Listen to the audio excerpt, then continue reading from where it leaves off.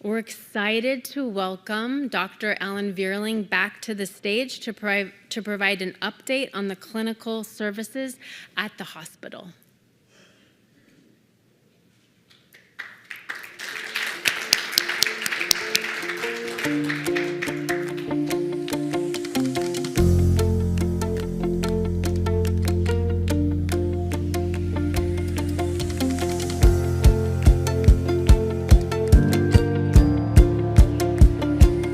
My favorite part about my job is serving the patient population here at ANMC. My favorite part about being a hospitalist at ANMC is coming into work every day and learning something new every day. But also the resiliency of the Alaska Native population is also what really brings me hope and joy to do this job as well. The population here just perseveres and really gets the things done that they need to, which I just find just absolutely inspirational. First and foremost, we serve an incredible patient population. You have people that are from way out in the Aleutian chain versus being in Anchorage, and I think you have to be very creative with how you think about their care. Alaska, of course, is a really big state, and the type of person that comes from Southeast is nothing like people here in South Central, nothing like Bethel or again going way up north. The profound difference between all these different people and the fact that we all come together as one here in Anchorage at ANTHC is really the way to bring it all together, and the power of diversity is really, I think, something that I find inspirational. So ANMC is pretty amazing in terms of patients that we get to see, the things that really drew me to ANMC and why I continue to work here. We just have some really amazing colleagues as well. The group of surgeons that I work with is phenomenal. I would trust them to work on my family members, and they're great colleagues, incredibly supportive and incredibly experienced and capable. I also wanted to be around a lot of people who were service-oriented. I think this hospital really thinks about their community and the future pretty proactively. It's truly an honor to be part of this facility and to work with the entire team at ANMC. I feel like a broken record, just the coworkers. I know all the nurses here, even CNAs we hang out with, the doctors from all the different departments and everything, so the people that work here are very special. So I moved up here right out of training and didn't really have any connections to Alaska or ANMC, and I think within the first few months it became readily apparent that this is the place I was going to be. I tell people that this is the best job in the world. Everything about it is pretty incredible. I think I'll be staying here forever. Just because it's such a rewarding place to work and a rewarding place to live. It just never stops being interesting.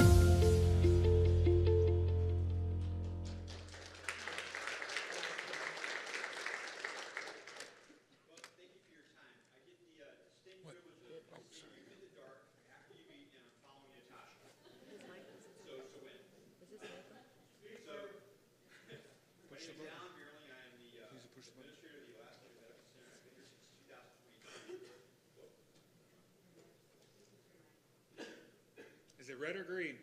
How about that? There we go, guys. Okay, I'm not going to bore you with what I just said. I've been here since 2022. I came to Alaska with just over 40 years of experience in healthcare, so I've been around in the business for quite a while, since 1981. My contact information should be on the screen, and what I encourage everybody to do is to contact me if you have challenges or problems while you're in Anchorage, and let us work on it while you're here. It is far better to do that than to try and fix it after you're gone. So if you have a challenge while you're here, reach out to us. If nothing else, you can always call the hospital operator. They can get me 24 hours a day, 7 days a week. I don't stop answering my phone. It's part of what we do here. Well, we want to talk about a few things today that are fairly significant. Really, the patient experience feedback, the feedback you've given us so far today has been very, very helpful. And we're going to take that feedback with us and we'll put it in play at the hospital and on the medical center campus. Understanding what patients want and need in their healing journey is essential to providing high quality, effective care. Patient feedback really helps us identify our strengths within our services and really helps us understand where we need to do better. And we acknowledge we need to do better. We're far from where we think we can be. With direct feedback, we do a couple of things. One, we work closer together and we improve trust and satisfaction, and we ensure that we're providing patient-centered care. Care has to be about the patient, not about the doctor, not about the medical center. It's got to be about the person who's in front of you. That's really what we focus on. So we do these surveys, these patient experience surveys, and they all share a standardized set of questions that we send out to patients after clinic visits and hospital visits. They allow patients to tell us how consistent our care is and how well we did in providing that care and how satisfied they are with the care that they received. We partner with a company called Press Ganey. Press Ganey is probably the largest provider of patient satisfaction surveys in the nation. They send these surveys out and they come back confidential. And then we use these surveys to figure out where we can improve. Press Ganey in particular helps us meet some required elements. The federal government says you've got to survey your patients, and so we do that. And this allows us to standardize our results and then put those results out for public evaluation. Depending on where your care was received, Press Ganey either sends text, emails, or they send paper surveys through the mail.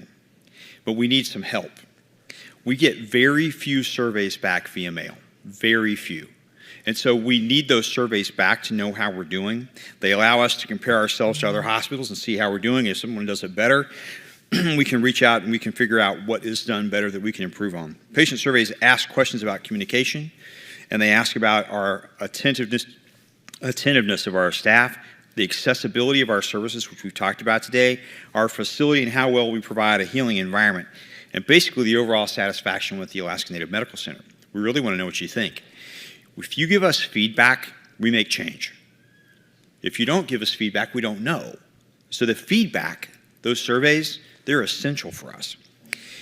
Honestly, we rank below the national benchmarks for the percent of patients who would definitely recommend ANMC for all of our survey locations. We have certain departments that do well, but globally we do not nearly as well as we think we could. We have a lot of work to do. We're committed to improving where we stand, and patient feedback is the center of what we need. Acting on what we learn from patients through this process, then, is an essential element for us. If you receive one of our surveys in the mail, take the time, fill it out, send it back, no cost. And where we need our tribal partners' help, we need you to encourage your members to send back the surveys. We send them out to everybody, and the number we get back is really few. So encourage your patients, if you will. Encourage your members, your tribal partners, to help us get those surveys back. We want to talk about our providers. We want to talk about our doctors and our physician's assistants. Our clinical team at ANTHC includes direct hire employees and temporary providers. We call those locums doctors. They show up for a long period of time and then they're gone again, but they help fill in gaps for vacations and vacancies. Keeping up with the recruiting in the hospital is so important that we have a fairly significantly sized team of recruiters dedicated to finding doctors that will come to Alaska and work. They work with me and other hospital administrators on a daily basis. We don't stop doing this. It's a 5-day-a-week, 7-day-a-week job in order for us to recruit physicians. We currently have 25 full-time provider openings, with our most critical staffing issues right now being in anesthesia and hematology and oncology. Cancer doctors are hard to find. Cancer doctors are hard to find across the country. Anesthesia, we need 44 full-time physicians to be fully staffed. Right now, we're short 8. When we're short doctors, that means access to care in the operating room is limited. We have to cut back. So that's why we use intermittent providers and locums tenens doctors and CRNAs to help us get those numbers up. So we need 8. We're actively recruiting for, that's about 18% just as an FYI. We're actively recruiting for these roles, but we're up against a national shortage. There's an explosion of ambulatory surgery centers, which has pulled a number of doctors out of hospitals, acute care hospitals. And many providers prefer to work as locums providers because they can increase their salary, their take-home pay significantly rather than be a full-time doctor. They can bounce around the country and make a lot more money. And so that's what we're up against. In hematology and oncology, our cancer docs, we're currently staffed for a total of 6 full-time positions, but we have 3 that are open, so we're at about 50% of where we need to be. That means that care doesn't feel consistent. You may not see the same doctor every time, and that's really important, and that impacts the quality and the perception of care. So we need to hire more of those providers. Just this weekend, we spent time working on one that we think that is coming to interview by the year's end, and so we're excited about the opportunity. We're starting to see more traction there, and that's good, but we've got a long way to go. In all of that, there are some bright spots. We've been successful in many areas. If you look at 400 doctors, we're actually staffed pretty well by only having 25 openings. Cardiology has been one of our big gaps. Dr. Schnellbacher and Dr. Parker have been consistent, but we've had 3 openings for a long time. We are very fortunate to have just gotten the third doctor. Dr. Gill has now joined us. And more importantly, and we think this is really the future of where we're going, we have recruited Dr. Lakota Hardy, who is a cardiologist finishing up her training at the University of Michigan. Dr. Hardy is an American Indian. She trained at the University of Colorado. She went and did her internship and her residency at Harvard, and then she went to the University of Michigan for her fellowship. She is the future of cardiology in Alaska. This is a provider who could literally go work anywhere in the nation and be an all-star. So we're very fortunate she comes here to us in September of 26. So we've got 2 other providers in line, and we think we'll have a third one, another provider recruited in early January. So we think by the end of this fiscal year, we should be fully staffed in cardiology, which is outstanding. Anesthesia, we're seeing better traction. We've got some great guidance and some great help, and anesthesia looks better. We've got 8 openings, but we've got another provider coming in January, another one coming in October, and we continue to recruit heavily at the level of the residency programs. In the bigger picture, in fiscal year 24, so the last 12 months, where we just talked about, Natasha mentioned a lot of the data from that, we recruited 37 full-time providers across our specialties. 37 is a lot. That's a lot of work. You figure that out. That's about 3 providers that we recruited a month. That's a whole bunch of work by a lot of people who tried really hard. So far this year, in fiscal 25, we're up 9 full-time providers. 4 of them have already started. So the work continues. One of our biggest challenges we want to talk about is our wait times across our multi-specialty clinics. This is a problem. We know it's a problem. We've increased significantly the number of appointment types that we have, but we've got issues. We're going to turn our attention to doing something pretty fundamental here. We need to make sure that patients can access the care they need in the Alaska Tribal Health System, and timely access is quality health care is essential to well-being. We're dedicated to meeting that need, dedicated to doing it with respect and passion. If you're not passionate about what we say this all the time, if you're not passionate about the job you have, don't do the job. You should want to see patients every day. You should get to the parking lot and want to walk in the door. And that's what we're promoting, and that's where we're at. I want to be pretty direct. We know wait times to the clinics can be incredibly frustrating if you or a loved one's waiting for care. We're going to take an unfiltered look at the current state of wait times in key specialty areas, and we'll explain how we manage urgent and routine referrals, because there's a difference. And we want to highlight some initiatives that we've got to enhance access and ensure patients receive the care they need when they need it. We're going to start out with a positive note. Our infectious disease clinic has no wait time. We have no one waiting to see an infectious disease provider, which is encouraging because it demonstrates to us that we can do it when we run the clinics efficiently. Some of the more difficult areas, some of the not so good news, some of our clinics experience really long wait times. In particular, the sleep disorders clinic. Getting a sleep study is a challenge. Dermatology is by far our most difficult. It is one provider, and we have a very difficult time getting in for dermatology. Allergy and immunology, also one provider, is another one that's very challenging. The next available for allergies is about 217 days, which is probably 180 days more than we would like. It's just a lot longer time period to get in to see an allergist. So we're actively recruiting a second allergist to improve our access, and we did that. We offered a contract last week to a second allergist. In some areas, we've got work to do, but are clearly going in the right direction. Over the past year, we reduced wait times in orthopedics, ENT, neurology, rheumatology, and gastroenterology. Neuro went from 111 days wait time to 69. Gastro dropped from 129 to 73. For the first time, we're staffed fully in orthopedics. We are fully staffed in general surgery. We are fully staffed in ear, nose, and throat. And that's allowing us to do things around the state we've never done before. We appreciate your patience as we keep pushing for improvements. As we increase our providers, we decrease the wait times. And that doesn't mean that we don't have to get better within each clinic, because we do, and we're working on that. We've seen big increases and big improvements. Vivian Echevarria, who is another one of our fabulous administrators. Vivian's been in tribal health for a number of years. She's really led the effort there. We want to talk about the guidelines for urgent routine referrals. While we work hard to reduce the wait times, we want to share that we put in a process that prioritizes these referrals. Not all patients are alike, and the illnesses are not all of the same severity. That's the reality of the way the world works. Some people are just, quite frankly, much sicker and need to be seen much sooner. Our goal is to make sure that each referral gets handled thoughtfully and that patients receive care based off the urgency of their need. When you need to be seen quickly. For urgent referrals, our clinical care team and our specialty providers work together to carefully review each case. Literally every referral we get, which is 5,000 a week, practically, it's a huge number. We look at every single one of them. If a referral is determined to be clinically urgent, we make it a priority to see the patient within 14 days. The board has held us accountable. This has been one of the more difficult discussions that we've had with the board, where they've really given us really good feedback. You need to do this better. And we have taken that to heart. We've followed their direction, and we are doing this much better. It's our way of ensuring that patients with the most immediate needs get seen promptly. For routine referrals that aren't that urgent, the provider recommends an appropriate time frame for the patient to be seen. That way, we're making sure that we get the patients that are sickest in first, and we're still making sure that everyone's needs are met. So what does it look like in real life? Well, let's focus on stroke referrals. Standard protocol is for someone who recently completed a stroke. And completed a stroke, by the way, means that you've gone all the way through the process and the swelling has decreased. It's not the immediate moment. A stroke completes over a period of time.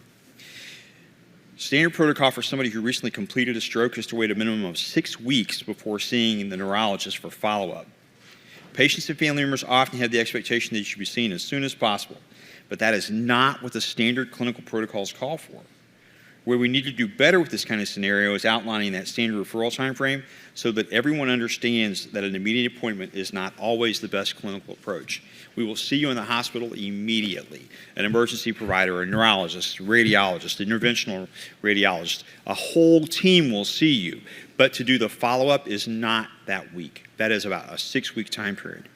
Another example from an area where we have long wait times that we're working on can be seen in dermatology. A patient referred for acne, even cystic acne where it's infected a little bit, is going to be seen after someone who's got a referral for a suspected cancer. A melanoma will kill you. We need to see the melanoma. We need to bring the melanoma to the hospital. We need to bring the melanoma to Anchorage, and we need to biopsy it. So we're going to see the melanoma first, and we have to look at what's clinically urgent given the number of referrals we receive and our current resourcing capacity.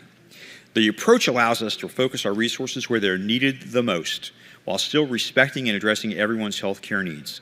It really is about finding the right balance to ensure that every patient feels valued and cared for.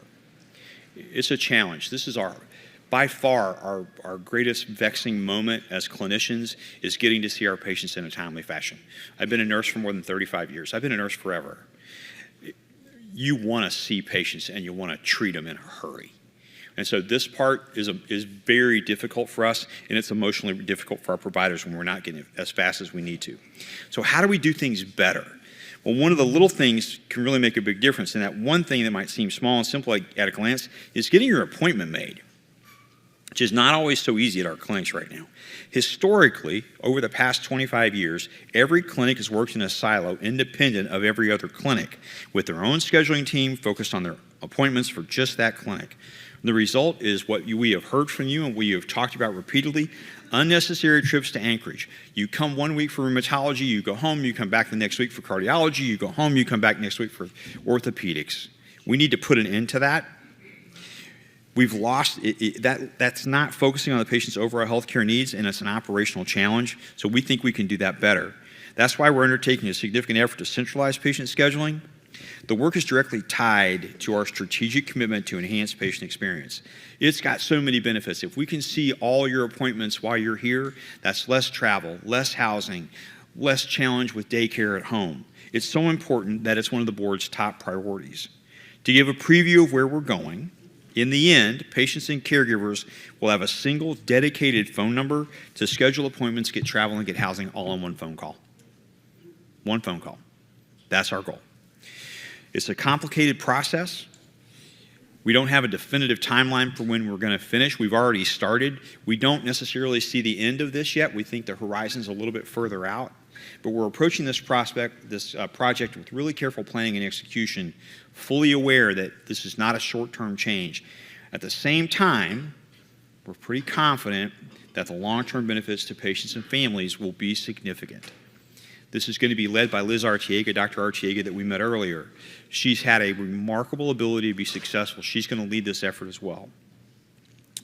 Just to give you an example of how complicated the process for central scheduling can be, we took a team of our process improvement staff and we went to Allina Health to learn about their effort to stand up their central scheduling. It took Allina just over 12 years. We think it's going to take us under 24 months to be fully up and running.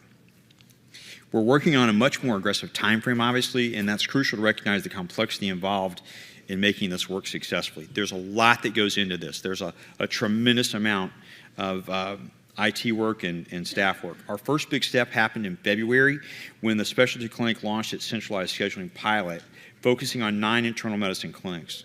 By July, we had co-located everybody together into a central hub, and we had commenced cross-training, which allows the support of additional clinics. The graphic that's up here shows the current operational structure of the centralized scheduling pilot. As you can see, it's broken up into 2 distinct teams, and they cover multiple clinics. Previously, they had covered just their own clinic. So what this does is this allows us to optimize our staffing so that we can get appointments made much faster, and they can cross-pollinate. Our goal is to ensure staff are equipped to schedule for another clinic without creating any additional backlog. That's why we're carefully adjusting training schedules based on the operational demands of each clinic to maintain our efficiency. We're excited about some of the progress we're making, but we're not announcing it completely just yet because we don't want to confuse our patients. We're not there yet. We're getting closer, but we're just not ready. When the time's right, we'll put it out there on social media. I think we saw that was pretty important to use social media, and we'll get it out there in as many forms as we can. We'll make sure our communications are comprehensive, timely, and widely disseminated to everyone involved, to caregivers, THOs, providers. I want to acknowledge that I've worked in a lot of healthcare organizations. I've been a hospital president now for over 10 years in 3 organizations across the nation. It's rare, in my experience, to see a board and an executive team that works this closely together in making significant capital investments the way we are. When I got here, there was about $60 million worth of capital. The numbers since we arrived here in 2022 have dramatically gone up because the board is committed to what it takes to run this extraordinary organization. We heard Natasha talk about it today. The construction activities here on campus represents growth. Importantly, it represents a correction to putting up with years of inadequate space and semi-private rooms. It's a vision turning into reality where the statewide travel referral hospital is actually designed to meet patients' needs. It was not, when it opened, designed to a community standard. It was not designed to meet the patient needs the day that it opened. It was a great improvement over what was here previously, I'm told, but it wasn't good enough. We are headed the direction where it is actually absolutely good enough. The emergency service expansion does a lot more than just add space. It allows us to establish a much more efficient care model, a model that emphasizes effective triage as our top priority. So what does that mean? It means that most of the day we're going to put a doctor in the triage bay so that when you come in, that's the first person you'll see, and for those patients, we'll start treatment, we'll start diagnosis immediately, and that just allows us to move quite a bit faster. Once triage, patients get assigned rapidly to a room. We call that pull to full. We pull patients out of the lobby into a room, don't have them sit in the lobby. That's our goal. That cuts down on wait times and keeps patients moving efficiently through our healthcare system. The goal is not to be in the lobby. That's our goal. We don't want you sitting in the lobby because, quite frankly, the lobby is the most dangerous place in the hospital for a patient because you came in and you told us you were sick and we need to get you into a room. So that's the goal of this whole process. Providers can conduct assessments promptly. We move patients to results pending status, which allows us to maximize the use of each room. This is cutting edge. We're taking on an approach to healthcare in the emergency department that is done in the best hospitals in the nation. We have an emergency department that is designed, I kid you not, by one of the best providers, by one of the best architects in the world. This is all he does is emergency departments. We have a state-of-the-art emergency department coming. This will be unlike any other emergency department in Alaska. It will also be one of the biggest, if not the biggest, emergency departments in Alaska. We are really doing great work with the board support. When you're in the hospital, you want to provide a private space. You want a private space to talk with your doctor and to be with your loved ones. Honestly, in most places in the country, this is taken for granted because everywhere else I've ever been, it's just private rooms. I've not been in a hospital with semi-private rooms for years. The last time I saw semi-private rooms built was 1989. Been a long time since I've seen semi-private rooms. So the community standard is privates.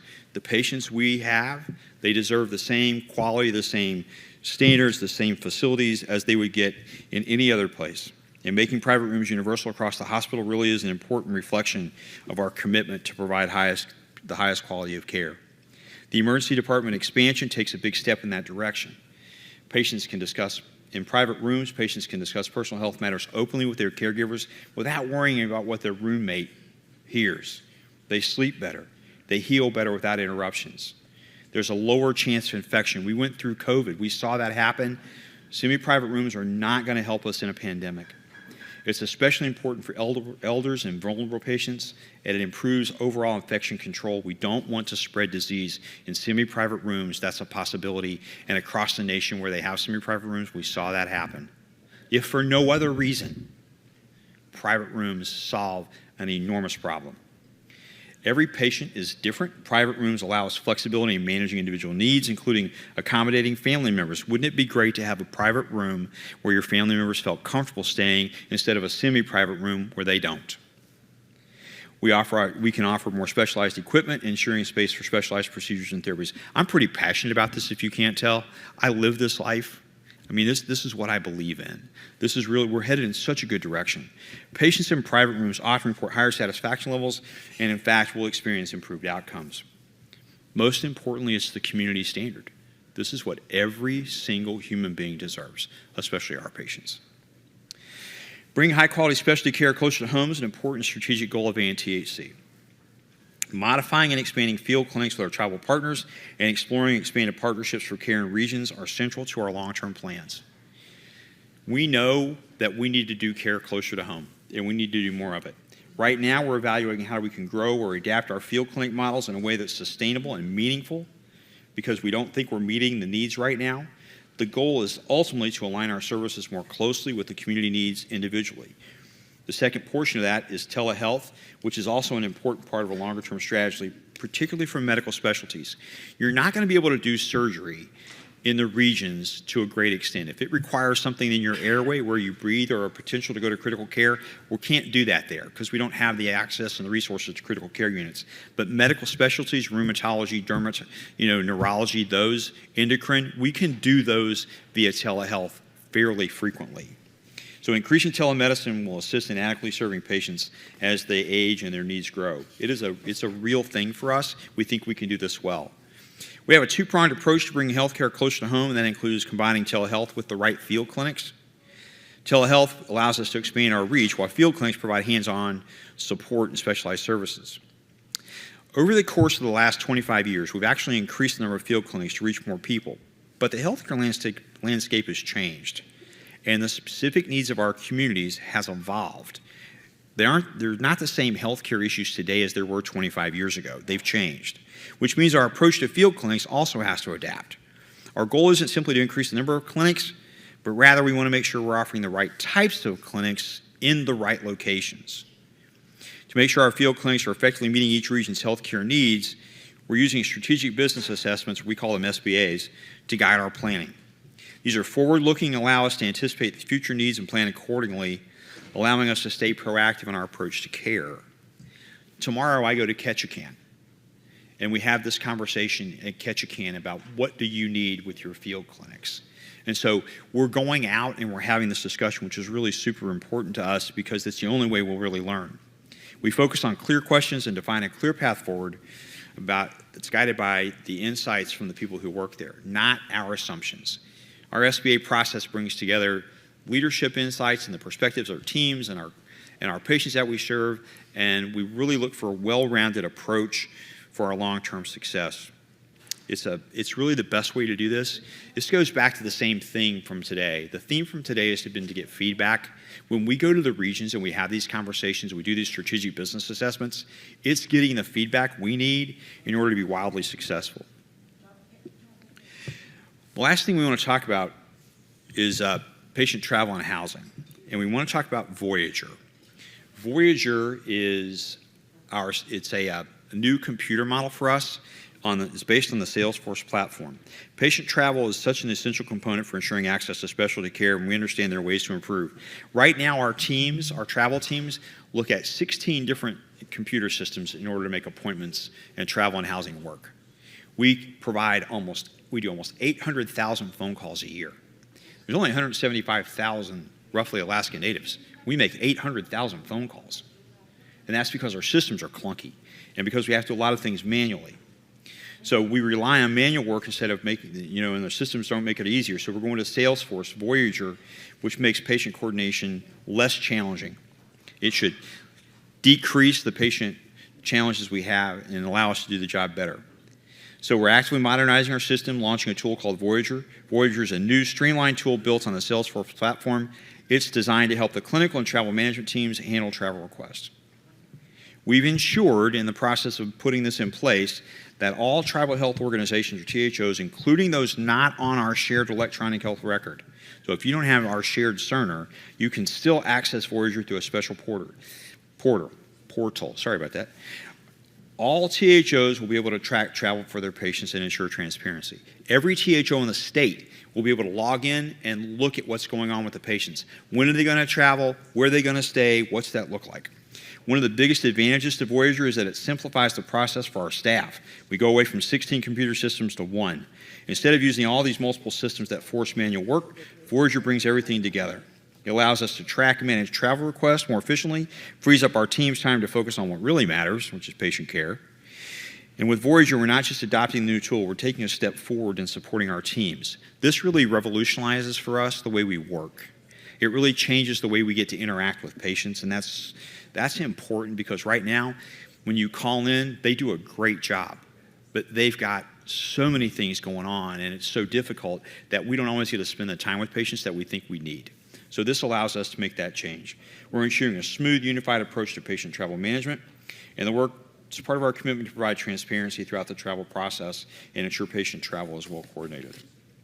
I'll close with this. All the years that I've been doing this since 1981, I've worked in some of the biggest healthcare systems in the nation, but I've never worked in one like this, one that was so unique, had such a fabulous mission, and is so committed to our patients. The providers you saw in the video, they love this. These doctors are so good, they can work anywhere else they can work anywhere in the country, but they choose to work here. And they remind me on a daily basis, Alan, I get to do this. I don't have to do this. They get to do this. And that's incredible. And that's how it feels every day when we go to the hospital. We get to do this work. It's a gift. It's a gift. And I'm thankful. So thank you very much.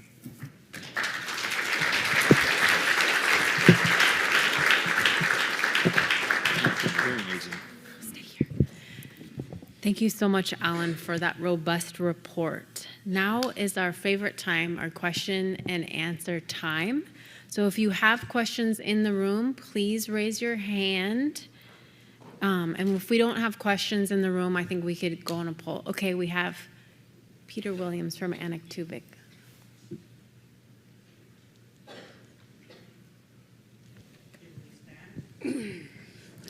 Thank you very much, Alan. Thanks for speaking to you earlier about communicating with the people from the village. And better thing is that we need people like you to come to the village and give them better talking and understanding. Another thing is that, like I spoke to you earlier about our patients coming to Anchorage, that they need better communication. Be lacking on us because we don't like to sit in the back burner. Thank you. Thank you very much. I appreciate that. We have so many opportunities to do such a better job and the better communication. Like you talked to us earlier outside, I think there's a lot left to do. that we've just begun to scratch the topic of. But I wanted to give you some credit that we didn't get a chance to finish about side. I think the fact that you're taking the leadership position you're taking, trying to do the things that you're doing in your community to make, create a better environment, especially for the youth. And I was very impressed by that. So we've got a lot to do. I look forward to the opportunity.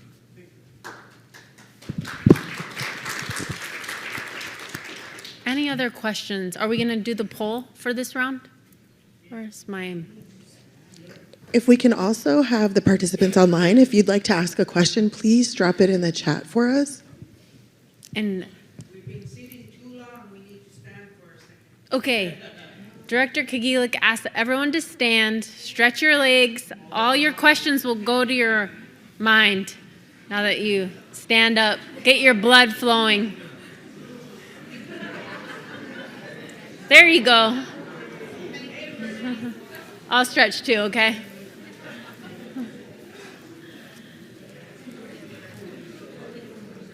I forget you all been sitting. I've been standing.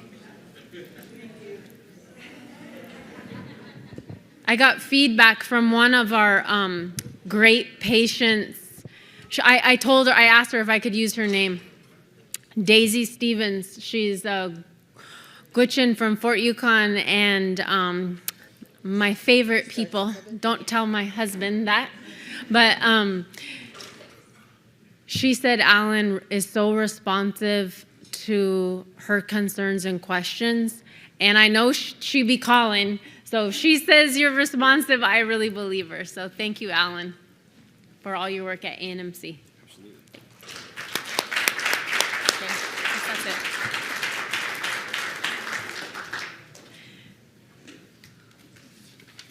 Okay, I think we have okay. We have a question from online. Okay. Are there any plans to have referrals from specialty departments or to specialty departments from the ER with incidental findings? So getting from your medical care when you enter the emergency room, what is that process to get to the specialty care that's needed? Especially here in the ED. Yeah, once you enter through the ED, how do you get to specialty care?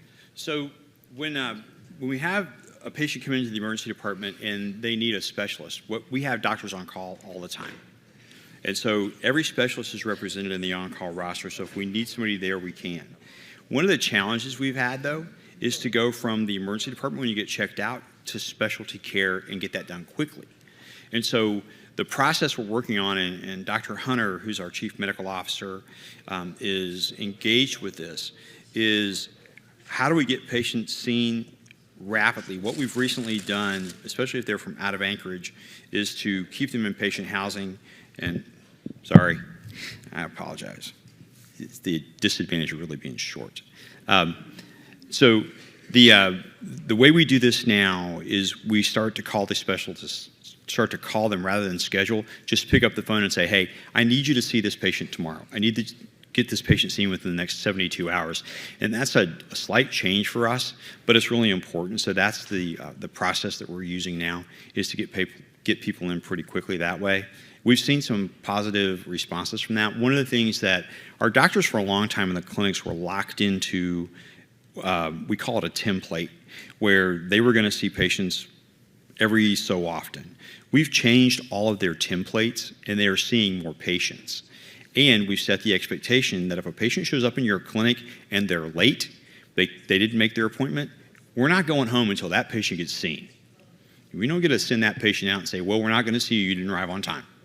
So we've changed that because it's really important. If the patients make the effort to be seen, then we need to make the effort to see them. And so there's been some cultural shift amongst our medical staff, and quite frankly, they've responded pretty well.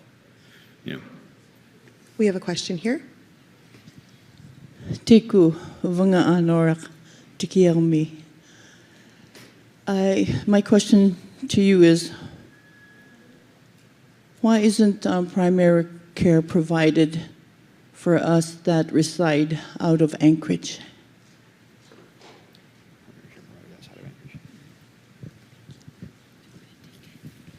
Ask me that one more time. There's a question for primary care services provided to patients that are not residing in Anchorage. Yeah, thank you very much. So we have a couple of ways to access. We have an internal medicine clinic. If you're in Anchorage and you need to be seen by a primary care provider, we have an internal medicine clinic that's open 5 days a week. So we can fit you in pretty quickly. That's its designed purpose. The second thing is we have a walk-in clinic that is open 7 days a week that sees about 20,000 patients a year. And that's staffed by nurse practitioners and physician's assistants and MDs and DOs. So we got a lot of providers to do that. But if you need primary care while you're here, we can take care of that. Not a problem. And all you have to do is let somebody know you need it, and we'll fit you in. I mean, it's really that easy. And I don't know that we've always made people, it's probably gotten easier in the last little bit, but we can take care of that while you're here, every time. By the way, this also applies to escorts. And that's really where we've seen it happen. The escort comes to Anchorage, and then they get a cold. Then they get sick. Then something happens. And so we've done that a lot. We also see it with people who come to Anchorage for meetings like this. And you know, you're here, something happens, you want to be seen. So the walk-in clinic is great, but internal medicine clinic is open 5 days a week. They're ready to go. A question from online. Is housing available for THOs for screening services, so preventative, for things that are not attached to other specialty appointments? I'm having trouble hearing that because of the low tone. So, is housing provided for screening, like colonoscopies? Yep. If you're from 90 miles outside Anchorage, we do housing. That's the general rule of thumb. If you're from within that 90 miles and it doesn't work out for you for some reason that you need to be housed, we'll house that patient as well. So screening colonoscopies, we need to do it. In fact, we talked about this earlier. We have one this Thursday, it came from the Illusion. So we do all of those things. If you're here, that's part of our job. We'll take care of it. And we don't, by the way, we don't tell people we won't find you a house. We won't find you a hotel. We do that literally, legitimately. Liz and her team, they will find some place to stay. If it's in Girdwood or if it's in Wasilla, we will find you a place to stay, and we will not quit until we figure that part out.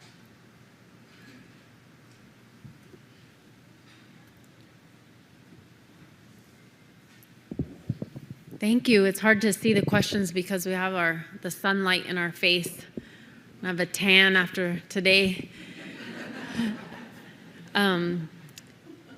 Just to answer further, our joint operating board is looking at our eligibility policy, and I think the question of primary care is going to be taken up by the joint operating board, at least in this FY25. I don't know if it'll be this month, but in the future quarters, we'll take that up. And again, President Kyle from South Central Foundation is here in the room, so maybe at this next break, if you have any questions regarding South Central Foundation service lines, she has said she's willing to take those questions. So thank you so much for the online questions. Oh, there's another question from Director Kagilik. I had someone ask me at home, do you do travel for oral surgery? Because they were denied from our region, and so therefore they didn't make the appointment because they didn't have travel. Yes, ma'am, we do. If a patient needs to have oral surgery, they are scheduled through our operating rooms, through our procedure areas, we will do that. Director Keelik, if you could have that patient directly call Alan, his personal cell, or patient experience, we can ensure that we address that issue. Director, if you've got my phone number, just pass it on. There's another. I only ask because I want everyone to know that they could call you and not just me, because I have needs to use the hospital just like everybody else. I don't want special service or anything. I just want the information to be passed out to everyone, and we're treated equally. Thank you.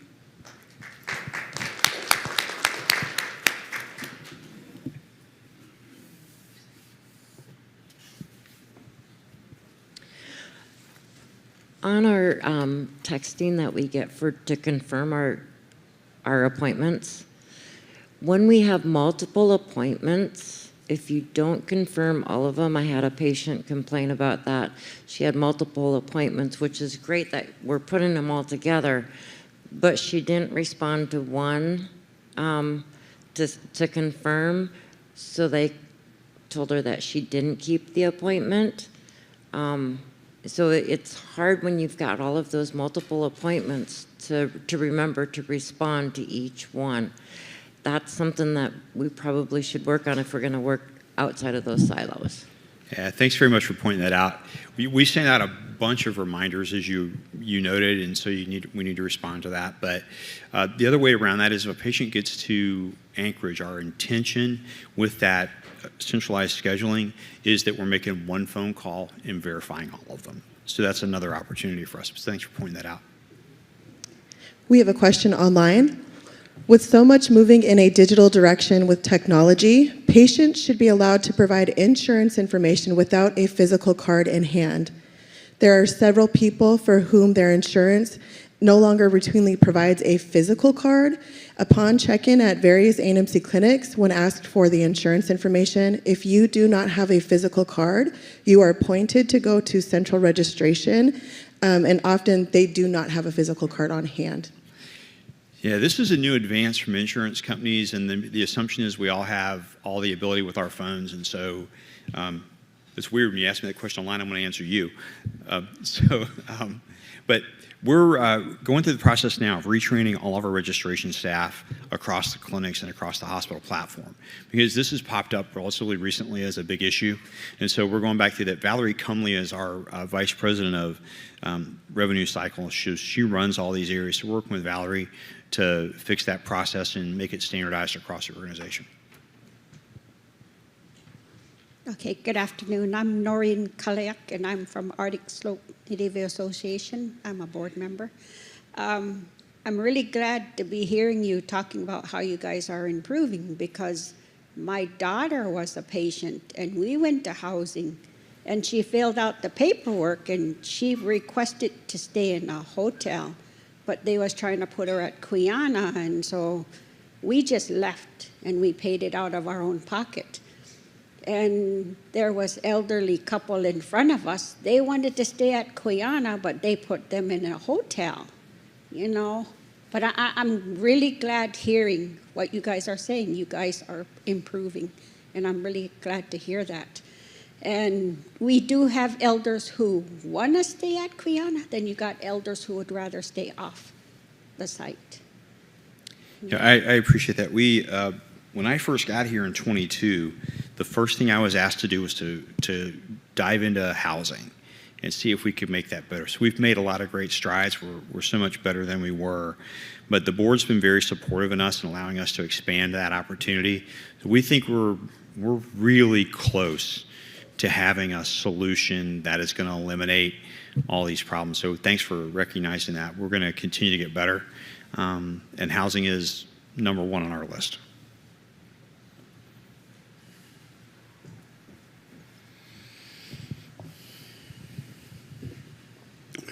Thank you. We're going to get a new administration, new president, and he's had threats to cut Medicaid, Medicare, and that involves a lot of travel for the patients. If those cuts come in, I was wondering how, because natives throughout Alaska travel to ANTHC, also to the regional hospitals. Are there any plans just in case there's big cuts in Medicaid? Thank you. Such an important question. Our anticipation of the new administration in Washington, D.C., and the current threat to potentially cut Medicaid. And all of our tribal health organizations rely on Medicaid and other third party to fund our programs. Earlier, I introduced the Vice President of Intergovernmental Affairs, Monique Martin. She was part of the team with the state of Alaska that achieved Medicaid expansion for the nation. And we rely on her and our other contacts in Washington, D.C. to really be supportive in securing our Medicaid. We know Senator Sullivan, Senator Murkowski understand the needs to protect these programs because they fund really the tribal health system. The Indian Health Service funding that's allocated to Congress is over $60 billion short funded, and until they provide full funding for our tribal programs, we're going to have to continue to rely on Medicaid. So I think it's going to take all of us as tribal health leaders to advocate to protect Medicaid, but we do have strong relationships with the federal delegation, and we all need to make those new connections with the newly elected Representative Begich. But I think you're absolutely right. We need to have our backup plans in place just in case Medicaid is cut. So thank you for that question. Hi, good afternoon. I just had a question regarding like dropped services. Prior to the pandemic, I was taking my son who had a TBI, and we were traveling monthly to Anchorage here for him to have a full week service of physical therapy and occupational therapy. And after the pandemic, I couldn't get him back in. So we're still, and I tried going through the regional hospital, but there's no specialists like the therapeutic or occupational therapy and physical therapy, advanced like they have here in Anchorage. So it's been like after the pandemic ended and we were able to travel again, I really tried to get him back into therapy, working with the physical therapists that came out. In fact, we went through 2 of them, but we never got anywhere. It's like we fell through the cracks.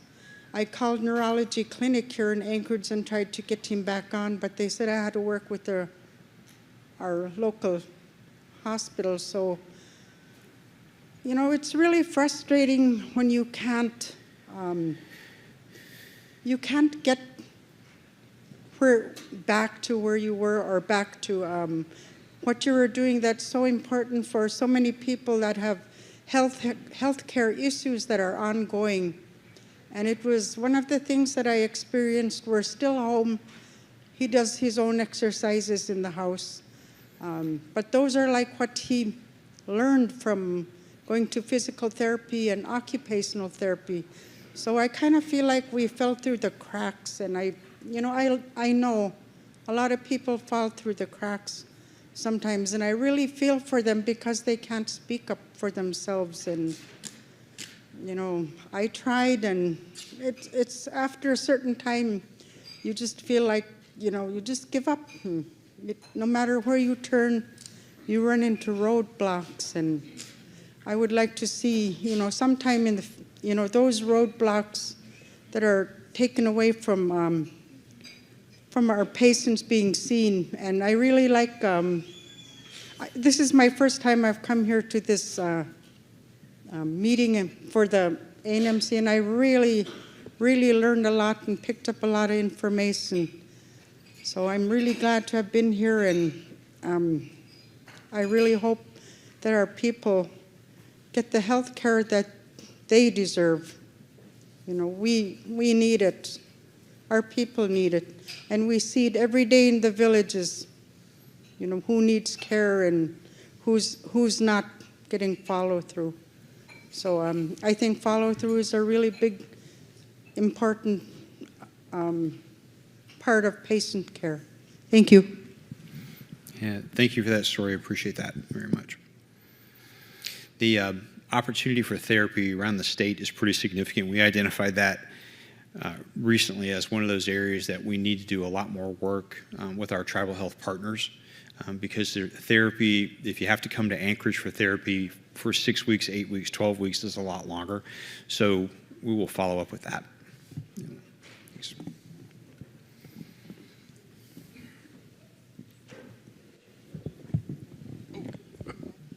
Yeah, I'm Darrell Williams from Douglas Indian Association.